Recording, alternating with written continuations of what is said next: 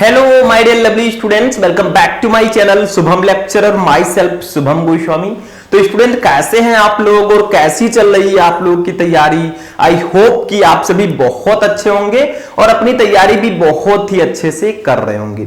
Student आज का जो ये क्लास है ये 12th हिंदी का एक मोस्ट इंपॉर्टेंट क्लास है, यानी कि जितने भी हमारे स्टूडेंट इस बार 2025 में हिंदी का पेपर देंगे उनके लिए ये क्लास बहुत ही ज्यादा स्पेशल है।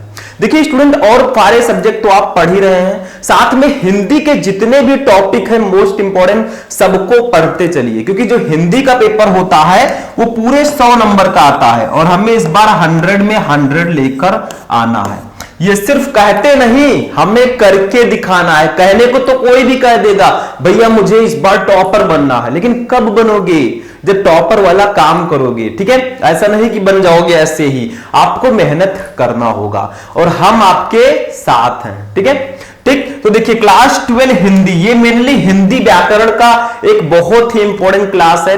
आज के इस वीडियो में हम क्लास 12 हिंदी व्याकरण के 6 टॉपिक को एक ही वीडियो में पढ़ेंगे। एक नहीं, दो नहीं, तीन नहीं, पूरे 6 टॉपिक एक वीडियो में। इंग्लिश में बोले तो 6 टॉपिक इन 1 वीडियो। देखिए बोर्ड परीक्षा में यही टॉपिक आएंगे। जो क्वेश्चन मैं इस क्लास में बताने वाला हूं ये क्वेश्चन बहुत ही ज्यादा इंपॉर्टेंट है, तो इस वीडियो को ध्यान से देखना। आपको कुछ नहीं करना है, जो भी 10, 15, 20 मिनट का वीडियो है ध्यान से देख लेना, आपका काम हो जाएगा। नो टेंशन हुआ जब तक हैं हम, ठीक है। सबसे पहले ये जान लो भैया कि हम इस वीडियो में क्या क्या पढ़ेंगे। बहुत सारे स्टूडेंट कमेंट कर रहे थे सर हिंदी में व्याकरण के जो क्वेश्चन है वो कैसे आते हैं, तो आज हम आपको बताएंगे, ठीक है। आप बुलाए हम ना, ऐसा कैसे हो सकता है। सबसे पहले हम पढ़ेंगे मुहावरे एवं लोकोक्तियों को, मतलब मुहावरे एवं लोकोक्तियों के कुछ क्वेश्चंस को पहले हम डिस्कस करेंगे। उसके बाद में हम शब्द युग्म के कुछ क्वेश्चन को डिस्कस करेंगे, ठीक है। उसके बाद में अनेकार्थी शब्द, ये सब टॉपिक आपके हिंदी में है। फिर अनेक शब्दों के लिए एक शब्द, फिर वाक्य संशोधन, और लास्ट में हम पढ़ेंगे एक महत्वपूर्ण निबंध को जो कि 9 नंबर का पूरे आता है। तो ये सारे टॉपिक आज के इस क्लास में हम डिस्कस करेंगे, पूरे 6 टॉपिक, ठीक है। देखो मुहावरे एवं लोकोक्तियां, इसके बाद एक टॉपिक आता है आपठित गद्यांश, जो मैंने इस क्लास में नहीं लिया है। अगर आप लोग कमेंट करोगे, आप लोग हिंदी हिंदी हिंदी कमेंट करोगे जितना ज्यादा, मैं आपको क्लास प्रोवाइड करा दूंगा पूरे हिंदी का, ठीक है। पूरा हिंदी एक ही वीडियो में, बस आपको कमेंट बॉक्स में लिखना है यस सर या हिंदी लिख दीजिए, ठीक है।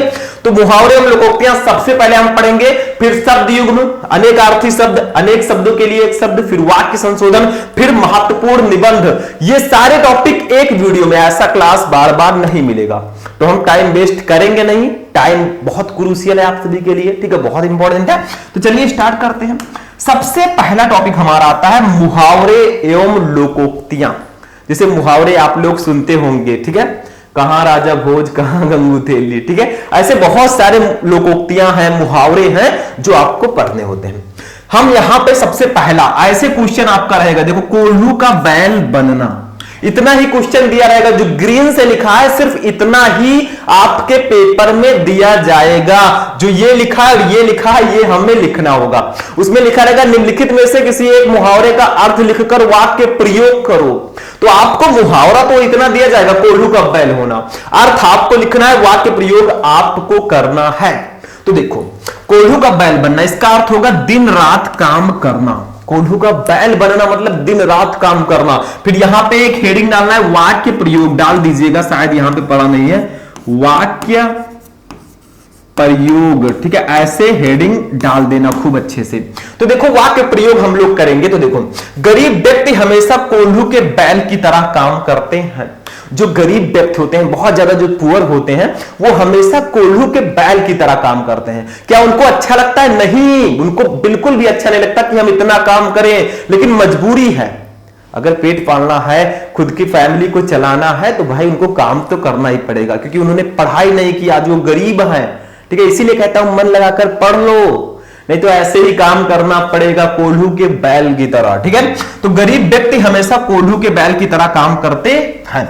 अब देखिए वाक्य प्रयोग ये आपका हो गया, क्योंकि यहां पे जो क्वेश्चन था कोल्हू का बैल, ये इस वाक्य में आ चुका है, तो ये वाक्य प्रयोग आपका हो गया। मतलब जो क्वेश्चन है वाक्य में आना चाहिए, तभी वाक्य प्रयोग को सही माना जाएगा।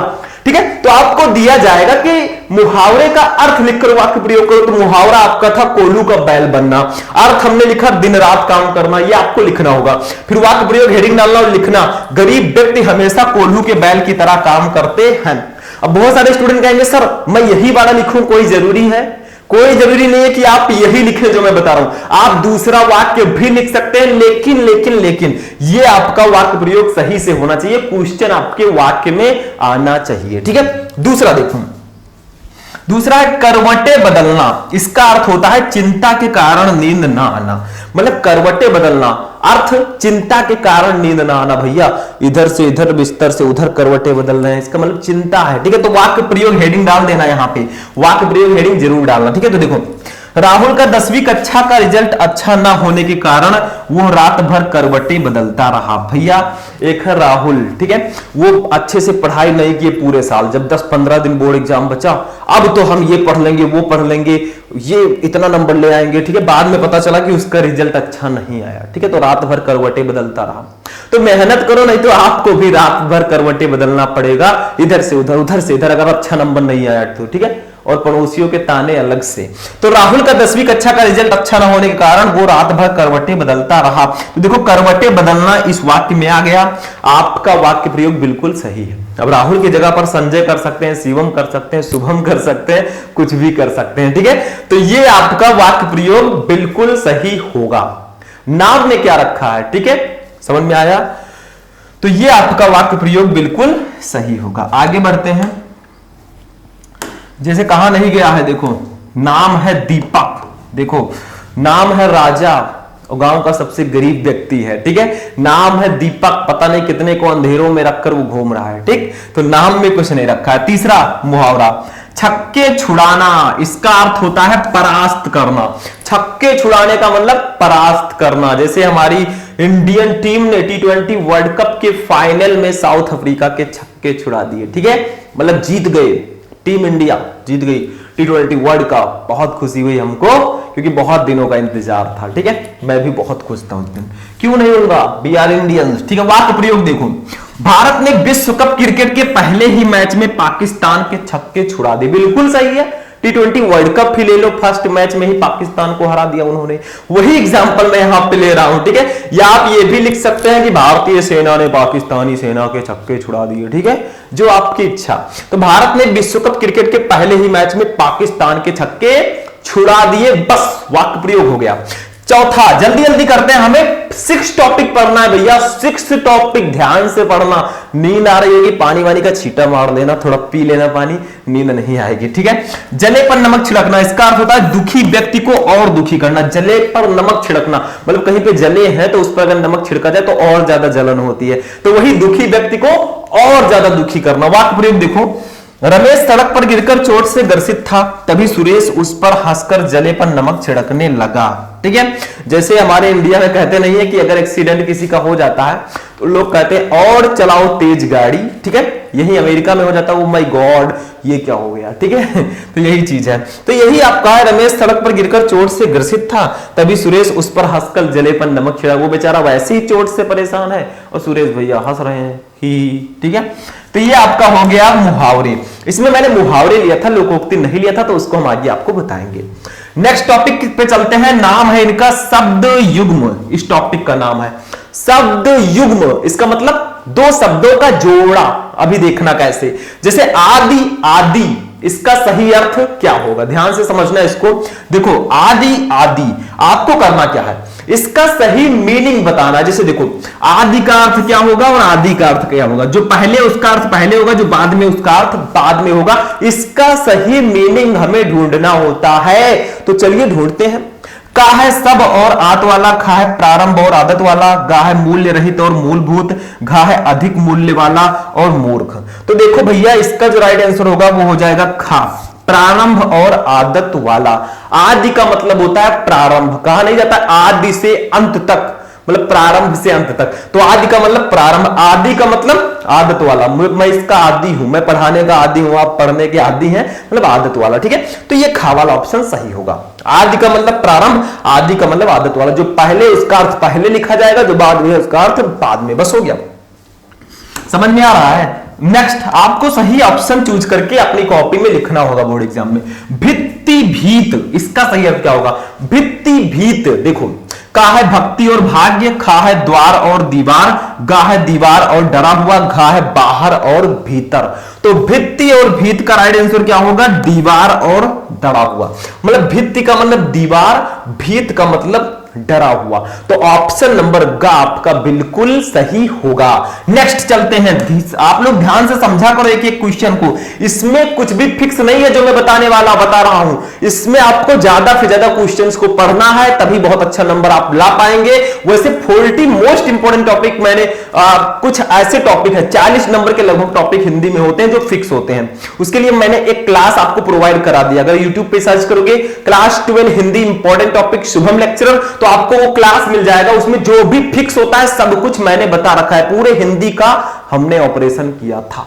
ठीक है, प्रारंभ प्रारब्ध, इसका सही अर्थ क्या होगा? प्रारंभ प्रारब्ध, बताइए जल्दी। का है आरंभ और योजना, खा है अथ और इत, गा है आरंभ और भाग्य, घा है शुरू करने की स्थिति और समाप्ति।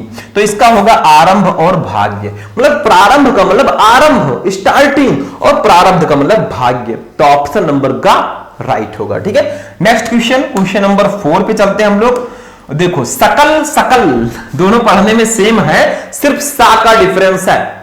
इसमें दूसरा सा है, उसमें दूसरा सा है। तो का है पदार्थ और सुंदर, गा है आकृत और प्रकृत, खा है संपूर्ण और खंड, घा है मुख और दर्पण। तो इसका राइट आंसर क्या होगा? देखो सकल का मतलब संपूर्ण और सकल का मतलब खंड, तो खा वाला ऑप्शन, सॉरी ये गा रहेगा, ये खा है, इसको खा कर दीजिएगा, इसको गा कर दीजिएगा, ये गा वाला ऑप्शन आपका राइट होगा। तो सकल सकल का अर्थ संपूर्ण और खंड, बस हो गया। शब्द युग्म के भी हमने 4 क्वेश्चन पढ़ लिए। अब चलिए अनेकार्थी शब्दों पे चलते हैं। नेक्स्ट टॉपिक, अब देखिए स्टूडेंट, हमारा जो नेक्स्ट टॉपिक है इनका नाम है अनेकार्थी शब्द। अब अनेकार्थी शब्द का मतलब क्या होता है? एक ही शब्द के कई अर्थ, जैसे आप लोग पर्यायवाची शब्द कहते थे ना, मतलब एक ही शब्द के कई नाम होते हैं। ठीक है, कई अर्थ होते हैं, उसी को हम बोलते हैं अनेकार्थी शब्द, या शब्द अर्थ भी बोलते हैं, ये ध्यान रखना। जैसे देखो धन, धन को हम जोड़ बोल सकते हैं, जोड़। ठीक है, स्त्री बोल सकते हैं, बोल सकते हैं कि नहीं बोल सकते हैं? जोड़ हो गया, स्त्री हो गया। ठीक है, संपत्ति हो गया, संपत्ति। ठीक है, और पूंजी हो गया, पूंजी। लाभ हो गया। आपको 2 ही लिखना है, मतलब मैं 4-5 आपको बता रहा हूं ताकि आपको प्रॉब्लम ना हो। तो धन के कई अर्थ होते हैं, जैसे धन को हम जोड़ बोलते हैं, धन। ठीक है, प्लस वाला। स्त्री बोलते हैं, संपत्ति बोलते हैं, पूंजी बोलते हैं, लाभ बोलते हैं। ठीक है, समझ में आया? तो इसी के कई अर्थ हैं, वही आपको लिखना है। जैसे धरा, धरा को हम लोग बोलते हैं घड़ा। ठीक है, घड़ा बोल सकते हैं, गर्भाशय बोल सकते हैं, गर्भाशय।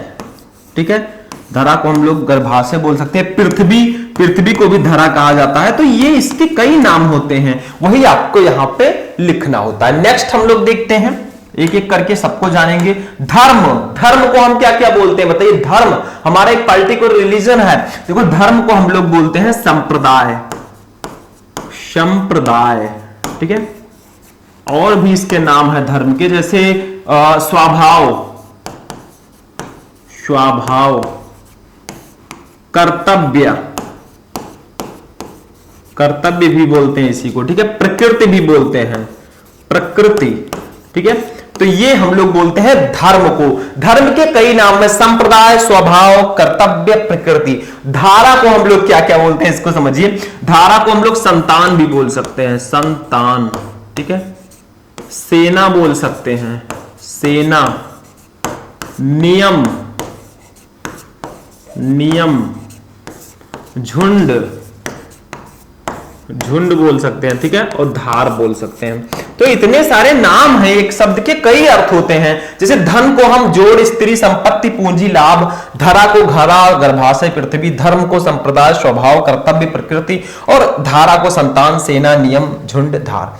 तो ये इसके कई अर्थ होते हैं एक ही शब्द के, वही आपको लिखना है। इसको नोट करना चाहे तो मैं साइड में हूं, आप लोग स्क्रीनशॉट ले सकते हैं। ठीक है, आगे बढ़ते हैं हम लोग नेक्स्ट टॉपिक, फटाफट चलते हैं हम लोग, जल्दी जल्दी अपने टॉपिक को फिनिश करते हैं। देखो, अनेक शब्दों के लिए एक शब्द, नेक्स्ट टॉपिक हमारा है अनेक शब्दों के लिए एक शब्द। इसमें होता क्या है, जैसे वन वर्ड सब्स्टिट्यूशन आप लोग इंग्लिश ग्रामर में पढ़ेंगे, वही है ये। ठीक है, देखो, जो मर्यादा का पालन करता हो उसको हम क्या कहते हैं। जैसे जो ईश्वर में विश्वास रखता है उसे आस्तिक बोलते हैं, जो ईश्वर में विश्वास नहीं रखता उसे नास्तिक बोलते हैं, और जो मर्यादा का पालन करता है उसे क्या बोलेंगे भैया, उसे हम लोग बोलेंगे मर्यादित।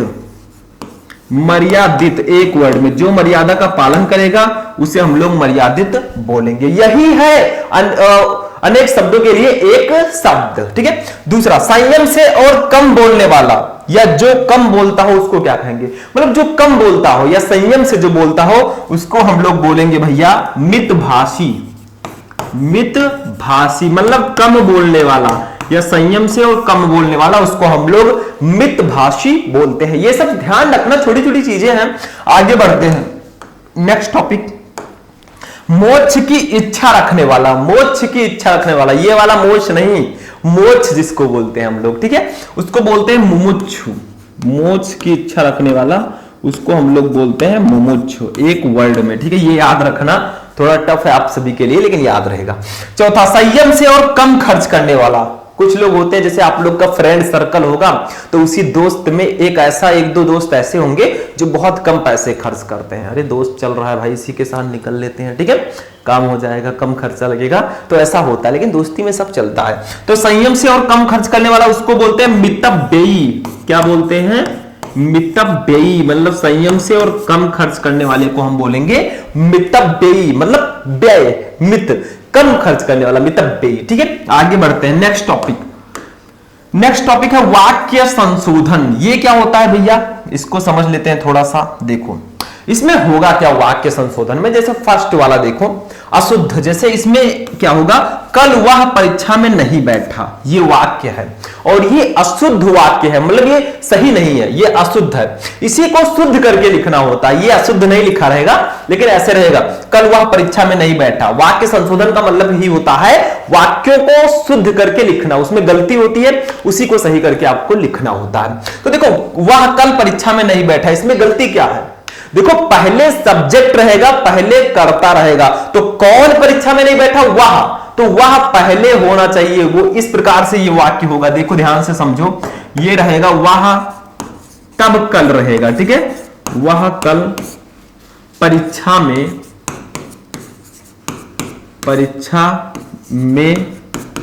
नहीं बैठा, ये भैया सही होगा, ये वाला सही है। तो पहले सब्जेक्ट लिखो ना, जब भी आप पढ़ते हो, जैसे मान लीजिए आप लोग सिंटैक्स पढ़ रहे हो इंग्लिश में, वही यहां पे वाक्य संशोधन है, तो पहले आपको सब्जेक्ट लिखना होता, पहले हम कल नहीं लिखेंगे, ध्यान रखना, बस यही गलती थी, थोड़ा सा इधर उधर हो गया, सही हो गया। ठीक, दूसरा, उसके कोई संतान ना था, उसके कोई संतान ना था, पढ़ने में ही आपको पता चल चुका होगा अगर आप ब्रिलियंट स्टूडेंट हैं तो। इस यहां पर रहेगा उसके कोई संतान ना थी, उसके कोई संतान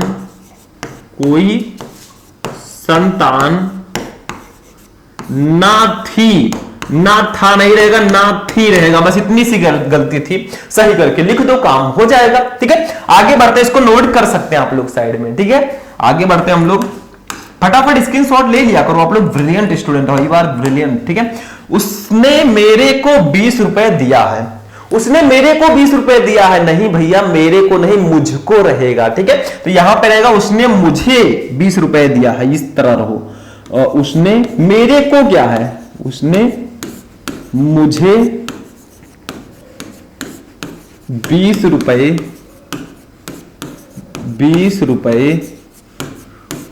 दिया है, ठीक है, या दिए हैं, 20 रुपए दिए हैं लिख दो, ज्यादा अच्छा रहेगा, उसने मुझे 20 रुपए दिए हैं, बस हो गया। ठीक है, चौथा देखो, बकरी दूध देता है, भैया बकरी दूध देती है, देता है नहीं, ठीक है, बकरा नहीं है, तो बकरी दूध देती है, बकरी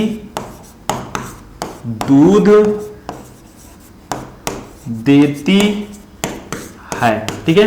इस तरह से आप करेगा, बकरी दूध देती है, ये शुद्ध हो गया, बस हो गया।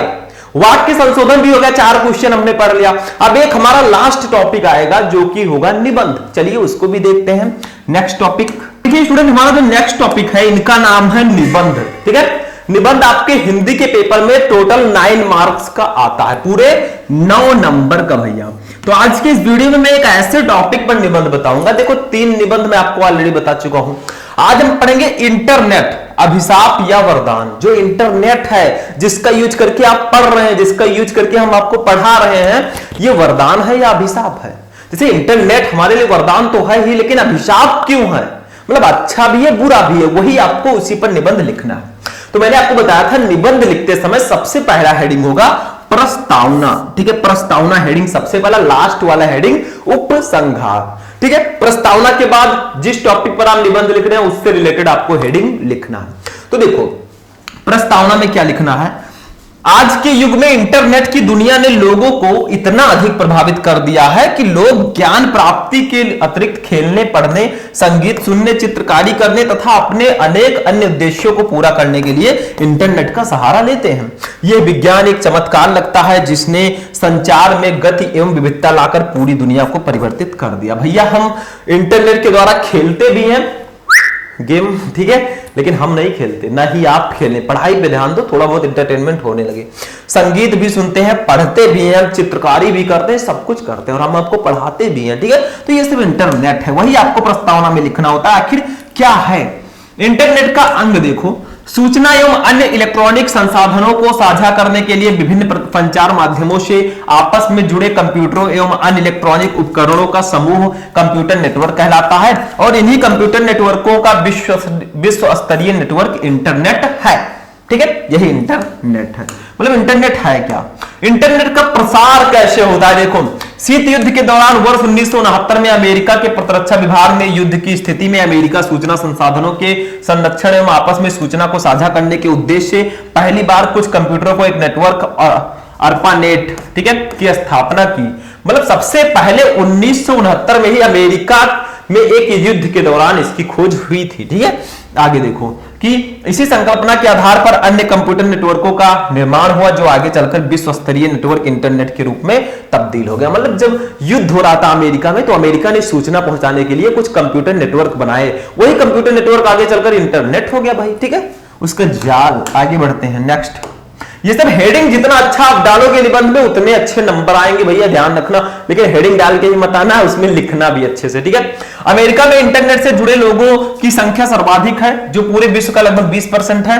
भारत में ऐसे लोगों की संख्या 6 करोड़ से अधिक है। पूरे विश्व में इंटरनेट से जुड़ने वाले लोगों की संख्या में तेजी से वृद्धि हो रही है। पहले सभी प्रकार की सूचनाओं को साझा करना संभव नहीं था, लेकिन अब इंटरनेट के माध्यम से न केवल सूचनाओं बल्कि वीडियो का भी आदान प्रदान किया जा सकता है, वीडियो भी दिया जा सकता है, ठीक है। तो अमेरिका में सबसे ज्यादा नेटवर्क यूजर है, लेकिन ये पहले की बात है। अब हमारे भारत में लगभग सबके पास फोन है, सब नेटवर्क यूज कर रहे हैं इंटरनेट, ठीक है। आगे बढ़ते हैं। इससे प्राप्त होने वाले लाभों के तहत यात्रा का टिकट बुक कराने से लेकर किताब का ऑर्डर देने, अपने व्यापार को बढ़ावा देने के लिए विज्ञापन देने, अपने मित्रों से ऑनलाइन चैटिंग करने, हर एक प्रकार का परामर्श लेना आदि शामिल है। मतलब आप सब कुछ इंटरनेट के द्वारा कर सकते हैं। इंटरनेट की उपयोगिता क्या है, देखो भारत में इंटरनेट सेवा की शुरुआत बीएसएनएल ने 1995 में की थी। मतलब भारत में पहली बार इंटरनेट 1995 में आया, आज के 29 साल पहले। अब एयरटेल, रिलायंस, टाटा, इंडिकॉम, वोडाफोन जैसी दूरसंचार कंपनियां भी इंटरनेट सेवा उपलब्ध कराती हैं। सबसे पहले बीएसएनएल वालों ने इंटरनेट दिया भारत में। अब एयरटेल, रिलायंस, टाटा, इंडिकॉम, वोडाफोन ये सब हमें प्रोवाइड करा रही है। पहले ईमेल के माध्यम से दस्तावेजों एवं छवियों का आदान प्रदान किया जाता था। अब ऑनलाइन बातचीत का प्रयोग लगातार बढ़ रहा है। चैटिंग के माध्यम से हम किसी भी मुद्दे पर बहस कर सकते हैं। पहले मेल भेजते थे, चिट्ठी भेजते थे, ठीक है। अब क्या है, व्हाट्सएप खोले, मैसेज चला गया। अब इसके माध्यम से ना सिर्फ उच्च शिक्षा हासिल की जा सकती है बल्कि रोजगार की प्राप्ति में भी ये सहायक साबित होता है। विभिन्न प्रकार के सर्वेक्षण एवं जनमत संग्रह इंटरनेट के द्वारा भली भांति किए जा सकते है। ठीक है, तो यही सब इंटरनेट है। इंटरनेट की हानि क्या है? वो सब तो इंटरनेट के लाभ थे, इंटरनेट वरदान था हमारे लिए। अभिशाप क्यों है? देखो, इंटरनेट से कई लाभ हैं तो इसकी कई हानियां भी हैं। इसके माध्यम से अश्लील दृश्यों तक बच्चों की पहुंच आसान हो गई है। मतलब जो अश्लील दृश्य है, न्यूडिटी है, उससे बच्चे उस पे पहुंच रहे हैं। ठीक है, जो बहुत ही हानिकारक है। 18+ जो नहीं है वो भी इंटरनेट के माध्यम से अश्लील दृश्यों को देखते हैं। ठीक है, बहुत सारे लोग, कई लोग इंटरनेट का दुरुपयोग अश्लील साइटों को देखने के लिए सूचनाओं को चुराने में करते हैं। इससे साइबर अपराधों में वृद्धि हुई है। इंटरनेट से जुड़ते सामान्य वायरसों द्वारा सुरक्षित फाइलों को नष्ट या संक्रमित होने का खतरा भी बनता जा रहा है। मतलब इंटरनेट का हानि ये है कि जो छोटे छोटे बच्चे हैं वो भी अश्लील दृश्य उनके सामने आ जाता है देखते देखते इंटरनेट में, तो ये सब प्रॉब्लम्स हैं। ठीक है, इन वायरसों से बचने के लिए एंटीवायरस सॉफ्टवेयर का प्रयोग आवश्यक होता है। इन सबके अतिरिक्त बहुत से लोग इस पर आवश्यक और गलत आंकड़े एवं तथ्य भी प्रकाशित करते रहते हैं। अतः इस पर उपलब्ध सभी आंकड़े एवं तथ्यों को हमेशा प्रमाणित नहीं माना जा सकता। इसके इस्तेमाल के वक्त हमें काफी सावधानी बरतने की जरूरत पड़ती है। ठीक है, आगे बढ़ते हैं। बस हो गया। ठीक है, इसमें एक हेडिंग और रहेगा, शायद यहां पे नहीं है, वो बहुत इंपॉर्टेंट हेडिंग है, उपसंहार। लास्ट हेडिंग रहेगा उपसंहार। उसमें आप लोग लिख दीजिएगा इंटरनेट कैसे हम क्या कर सकते हैं, कैसे हानि से बच सकते हैं, क्या हो सकता है, ये सब आपको उपसंहार में लिखना होगा। ऐसे हेडिंग डाल देना। ठीक है, ये हेडिंग इंपॉर्टेंट है, यहां पे प्रिंट नहीं है लेकिन इसको बहुत जल्द मैं आपको बताऊंगा। ठीक है, ऐसे डाल के थोड़ा बहुत लिख देना। तो इस तरह से आपको निबंध लिखना होता है। तो सारे टॉपिक आपके क्लियर हुए। मैंने आपको निबंध बताया। ठीक है, मतलब इंटरनेट से रिलेटेड मैंने आपको निबंध बताया और भी सारी चीजें मैंने आपको यहां पे समझाई। ठीक है, इंटरनेट का प्रसार। ठीक है, तो हम ज्यादा आगे नहीं जाएंगे, हमारा क्लास जो है वो यहीं पर फिनिश होता है। ठीक है, तो आज का क्लास बहुत ही ज्यादा इंटरेस्टिंग था। हिंदी व्याकरण के मैंने आपको क्वेश्चंस बताए। अगर आप लोग किसी भी टॉपिक पर पार्टिकुलर वीडियो चाहते हैं, जैसे आपको निबंध पर चाहिए कमेंट करो, जीवन परिचय पर चाहिए कमेंट करो, आप लोग कमेंट बॉक्स में हमें बताओ। ठीक है, तो आज का क्लास कैसा लगा? बहुत इंपॉर्टेंट क्लास था। तो फिर मिलते हैं हम लोग। जाते जाते इस वीडियो को लाइक कर देना, चैनल पर चैनल को सब्सक्राइब कर देना। चलिए फिर मिलते हैं नेक्स्ट वीडियो में नेक्स्ट टॉपिक के साथ। तब तक के लिए जय हिंद।